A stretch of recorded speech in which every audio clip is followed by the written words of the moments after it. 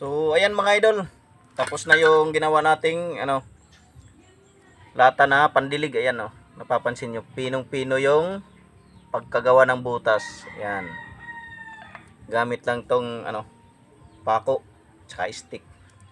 Ayan mga idol, tingnan nyo, napakaganda, di ba? Tapos gagawin natin mga idol, ilalagay na natin dito.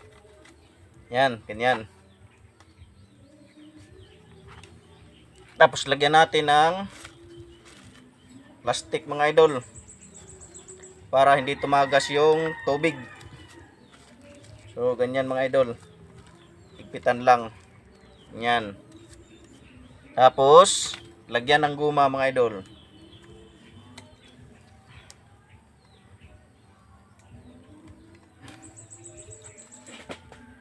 Ganun lang kadali mga idol, bilis lang trabaho.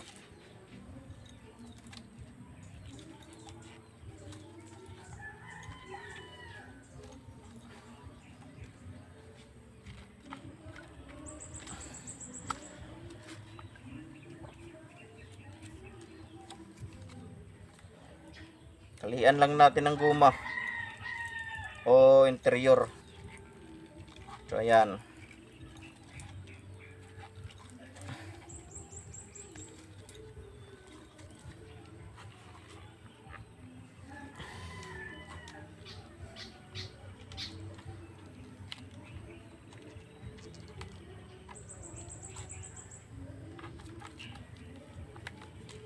So ayan mga idol.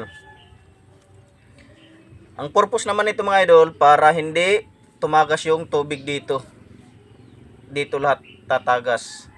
Tapos dito naman mga idol, lagyan rin natin ng guma para hindi rin tatagas pag inilagay natin dito sa bunganga.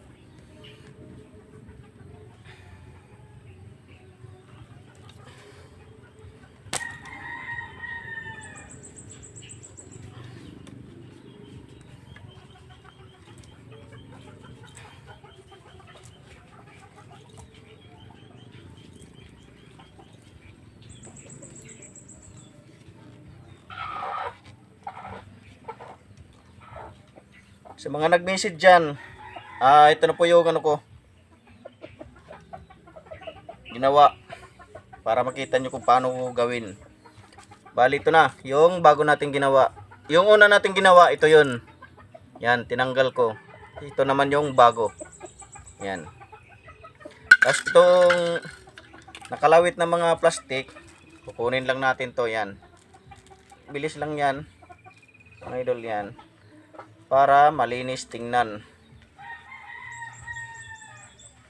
So ayan mga idol.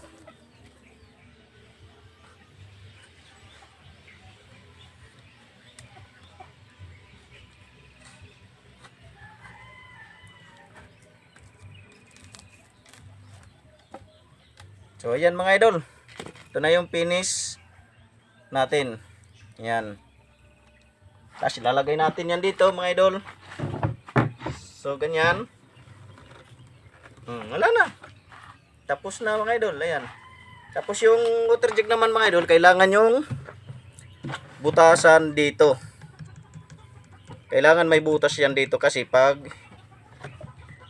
ginanyan mo dito tapos walang butas, hindi papasok yung hangin. Kailangan may butas dito para pumasok yung hangin, tuloy-tuloy yung labas ng tubig.